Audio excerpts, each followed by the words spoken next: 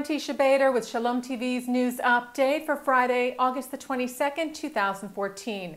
Heavy rocket fire continued into Israel last night from Gaza, mostly aimed at the country's southern region, including the Eshkol Regional Council, the Ashkelon Coast Regional Council, and Beersheba. More than 50 rockets were fired into Israel today. In Ashdod, a rocket made a direct hit on a synagogue in the city's center, causing major damage and likely injuring 3 people. And in Beersheba, a man said to be in his early 50s was wounded from shrapnel from a rocket attack and was taken to Soroka Medical Center in moderate condition. Israel's Air Force continued its counter-strikes, hitting terror targets in the Gaza Strip. Hamas, meanwhile, has executed up to 18 Palestinians they accuse of collaborating with Israel. 7 of those were shot in a public execution in front of a crowd of worshippers outside a mosque today. The executions followed the IAF's targeting and killing of several high-level Hamas leaders who were located based on intelligence information gathered by the Shin Bet, Israel's security agency.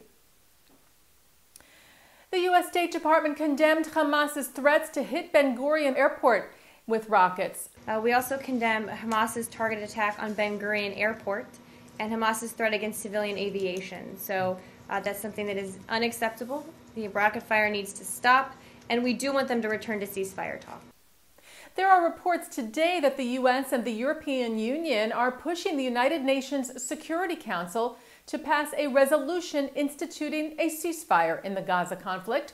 The Times of Israel reports that a draft of the resolution is apparently circulating among diplomats, which calls for, among other things, the Palestinian Authority to govern Gaza and the reopening of Gaza's ports and border crossings and an end to Israel's blockade of Gaza.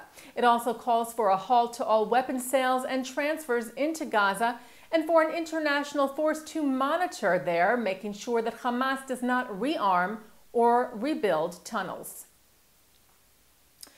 A Jewish school in Copenhagen was vandalized with anti-Israel graffiti last night, which referred to the conflict in Gaza. The windows of the school were also broken. The Carolina's School was founded in 1805 and is one of the world's oldest still functioning Jewish schools. Last week, local politicians in Denmark organized a Kippah march in the center of Copenhagen in the wake of a rise in reported anti-Semitic crime in the country to show support for the Jewish community there and for their right to display their religion openly. The Canadian press reports that the Ontario branch of the Canadian Federation of Students unanimously passed a motion yesterday to boycott Israel. The federation represents more than 300,000 university students in the province. The resolution was proposed by the Ryerson Students' Union and, quote, endorses a number of solidarity tactics that have been called for by Palestinian civil society. President of the union, Rajain Hollett, said he is calling for other schools in Ontario to not, quote, remain complicit through investments and ties with academic institutions that support or profit from what he calls Israeli war crimes. The resolution is the latest effort of the Boycott, Divestment and Sanctions, or BDS movement, which seeks to delegitimize the State of Israel. A copper awl, a pointed or spiked tool found during a dig in northern Israel, is said to be the oldest metal object ever found in the Middle East.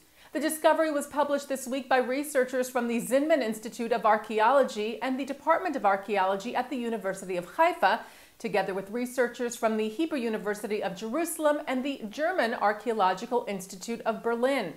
The copper piece was found at the village of Tel Tzaf, southeast of Beit She'an in Israel's north, and is said to date back to the late 6th millennium or the early 5th millennium BCE. The American Jewish Joint Distribution Committee is celebrating its centennial with an exhibit at the New York Historical Society. The exhibit is called I Live, Send Help, taken from the words of a cable sent in June of 1945 from a survivor in Warsaw, and tells the story of the JDC, founded in New York City in 1914, as a response to the plight of Jews in Europe and pre-state Israel or Palestine at the outset of World War I. The exhibit includes interactive elements and artifacts like letters, pictures, radio recordings, and newsreel footage, telling the story of the relief organization's work for the last century. Today, the JDC works in more than 70 countries and in Israel to alleviate hunger and hardship and to provide immediate relief and long-term development support for victims of natural and man-made disasters. The exhibit runs through September the 21st. And that's Shalom TV's news update for Friday, August the 22nd, 2014. Remember, live Shabbat services are coming up at 6 o'clock tonight from New York City's Central Synagogue. I'm Teisha Bader. Shabbat Shalom.